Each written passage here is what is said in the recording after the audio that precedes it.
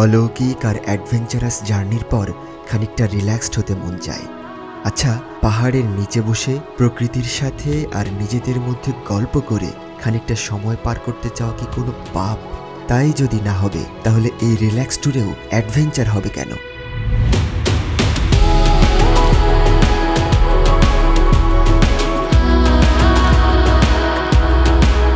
নীল আকাশের নিচে এটাই তো আপনার ফেমাস, এটা সেলিব্রিটি পপুলার। আচ্ছা এইটা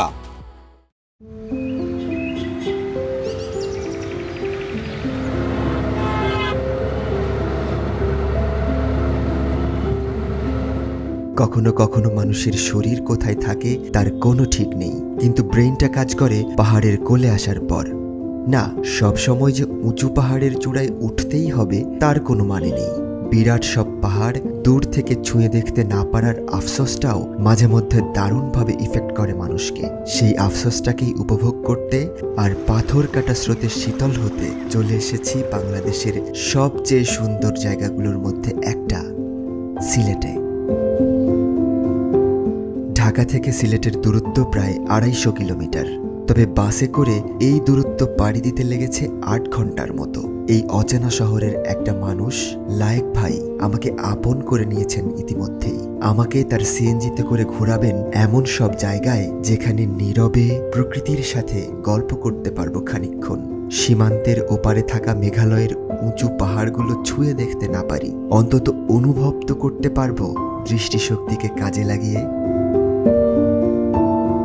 সিলেট, এটা যে শুধু সৌন্দর্যে সেরা তাই নয়, বরং কিছু জায়গা আছে বেশ রহস্যময়। তেমনই একটি রহস্যময় জায়গার নাম আগুন পাহাড়, যে পাহাড়ের গায়ে দেখতে পাওয়া যায় আগুনের লেলিহান শিখা।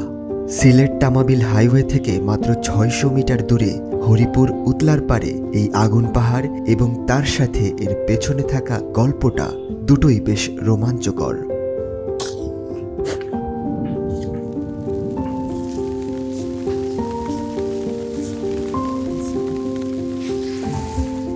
সিলেটের এই হরিপুরের উতলার পারে এই যে আগুন পাহাড় বলা হয়, এই পাহাড়ের প্রত্যেকটা জায়গাতে অনবরত এইভাবে আগুন জ্বলে।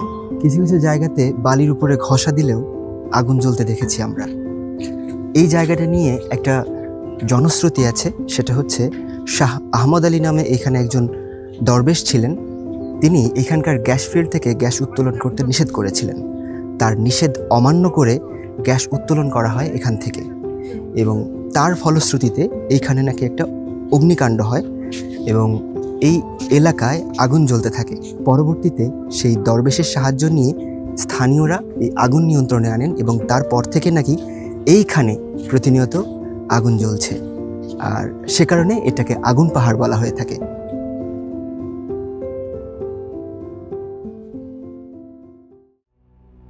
আগুন পাহাড়ের খুব কাছেই আছে এক টিলা।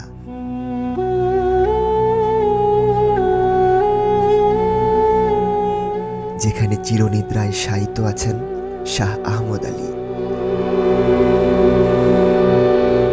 শাহ আহমদ আলী সাহেব, ওনার কোনো একটা প্রভাব আছে ওই আগুন পাহাড়ে, সেটা একটু বলতেন যদি। আমি আপনার তারা গ্যাস করছে বুঝছেন, উনি বাধা দিছেন, তারা মানছে না বাধা।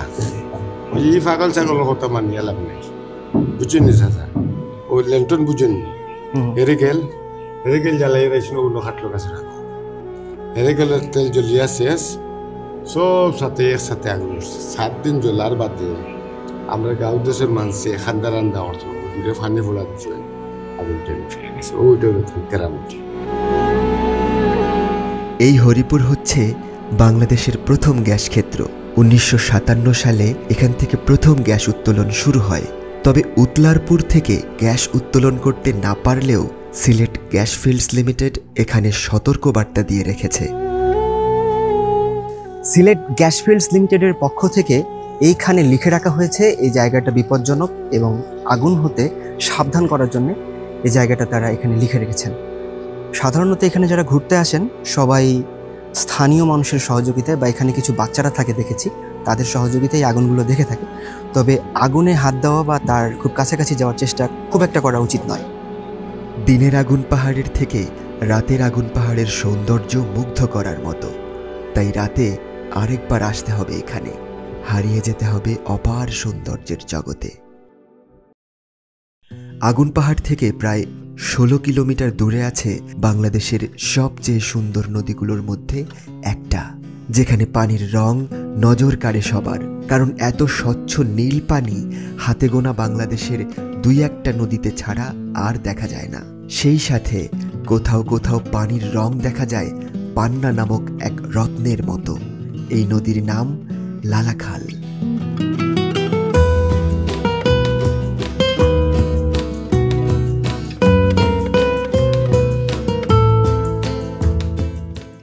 লালাখালের অবস্থান জৈন্তাপুরে।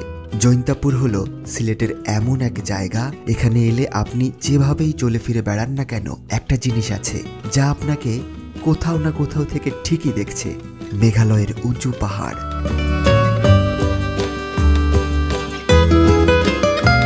লালাখালের সৌন্দর্য খুব কাছ থেকে উপলব্ধি করতে হলে বোটে উঠতে হবে। স্বচ্ছ শীতল জলরাশি কেটে এগিয়ে যেতে হবে আরও গভীরে।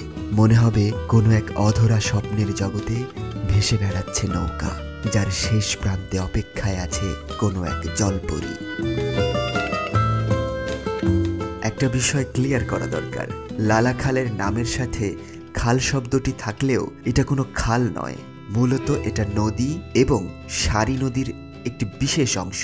তবে এর নাম যে কোন কারণে লালাখাল রাখা হলো সেটা আসলে কেউ বলতে পারে না।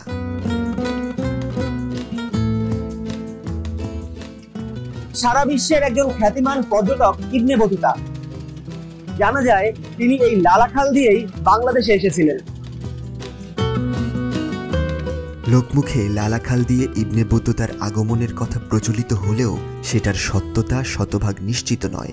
তবে ইবনে বতুতা আসুক বা না আসুক, এ নদীর অপার আর অকৃত্রিম সৌন্দর্য যেমন ছিল বহুকাল ধরে সেভাবেই রয়ে গেছে। তবে এই সৌন্দর্য উপভোগের সবচেয়ে উপযুক্ত সময় হচ্ছে নভেম্বর থেকে মার্চ মাস পর্যন্ত, কারণ বর্ষায় পাহাড়ি ঢলে ব্লু কিংবা এমেরাল্ড পানি আর সেই সৌন্দর্যে থাকে না, হয়ে যায় দুধ চা কালার।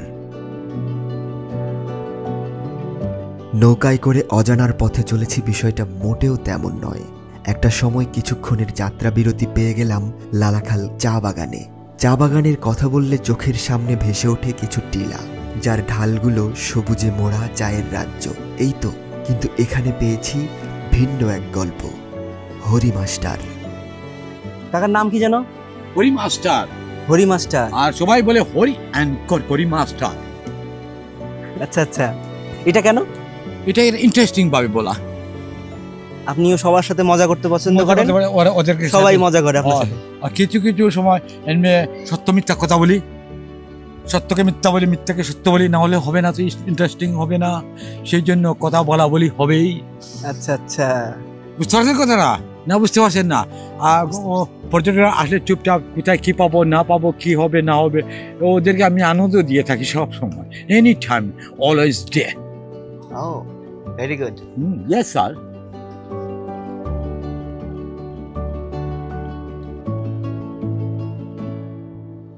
হরি মাস্টারের সাথে বেশ ভালো সময় কাটলেও সামনে যে কি অপেক্ষা করছে কে জানে।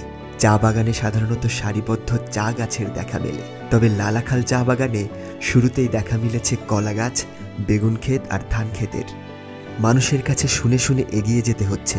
সবাই বলছে সোজা যেই রাস্তাটা আছে সেটা ধরে এগিয়ে গেলেই পাওয়া যাবে সবচেয়ে সুন্দর টিলা।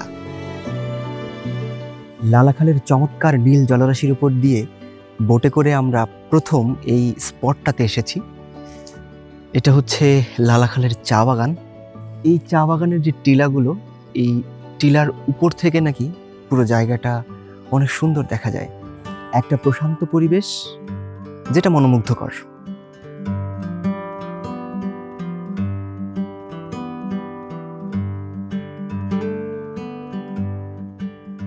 চা বাগানের আঁকাবাঁকা পথে হাঁটতে হাঁটতে উঠতে হবে টিলার চূড়ায়, যেখান থেকে দেখা যাবে সবুজের উঁচু নিচু ঢেউ।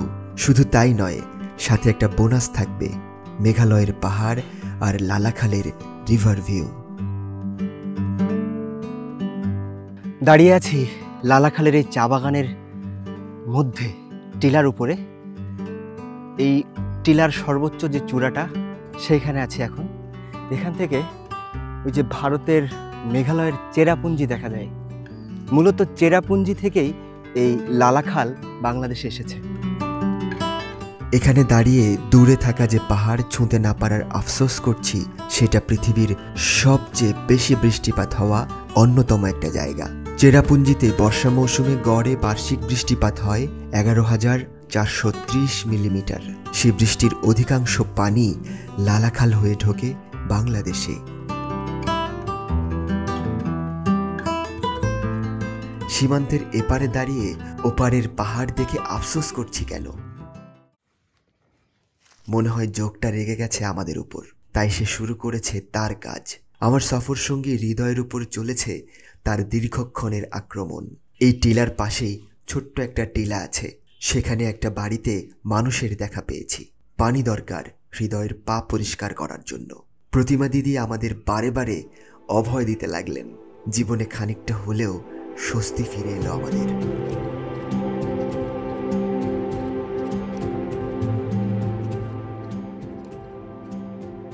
লালাখালের এই যে মূল্যবান রত্ন পান্না রঙের পানির মতোই অমূল্য চা বাগানের মানুষগুলোর ভালোবাসা, যে ভালোবাসাতেই নৌকা ভাসে, এগিয়ে যায় অনন্য এক বিশুদ্ধতার আবেশে, যেখানে দেখা পাওয়া যায় লালাখাল 0 পয়েন্টের। লালাখালের এই যে 0 পয়েন্ট এলাকা থেকে ব্যাক করছি আমরা, এইখানটাতে নামা যায় না। এইখানে বাংলাদেশের সীমানা শেষ, এটা লেখা আছে ওখানে। লালাখালের এই যে সৌন্দর্য, সেই সৌন্দর্য উপভোগ করে আমরা এখন আবার ফিরছি যেই ঘাট থেকে আমরা বোটে উঠেছিলাম সেইখানে। লালাখালের নীলাভ সবুজ জলরাশি ছেড়ে বের হতে মন চায় না। যদি এখানেই সন্ধ্যা নামতো, তারপর ভরা পূর্ণিমায় লালাখালের বুকে ভেসে বেড়াতাম, আর সাথে সঙ্গ দিত সেই জলপরীটা। তবে লায়েক ভাই আমাকে নিয়ে যাবেন রাতের আগুন পাহাড়ের সৌন্দর্য উপভোগ করতে। পৌঁছানোর পর বুঝলাম কেন আগুন পাহাড়ের রূপ মুগ্ধ করে সবাইকে।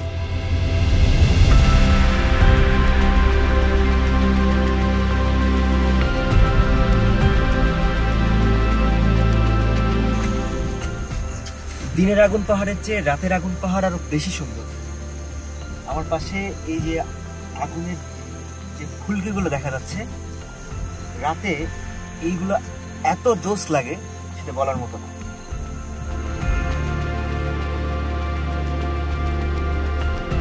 এই দৃশ্য দেখে আমিও প্রথম ভেবেছিলাম পানির উপর রঙিন মাছ খেলা করছে, তবে আগুনের ফুলকি দেখে মনে হয়েছিল বোধহয় পানির উপর আগুন জ্বলছে। কিন্তু না, পাহাড়ের মাটি আর বালির উপর চলছে ফুলকির খেলা।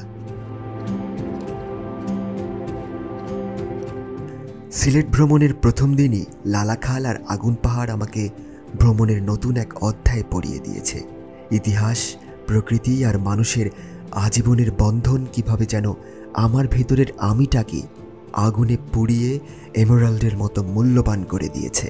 এখন দরকার সিলেটকে আরও ঘুরে দেখার, কারণ আমি জানি এখানে এখনো অনেক কিছুই আছে আমার প্রতীক্ষায়।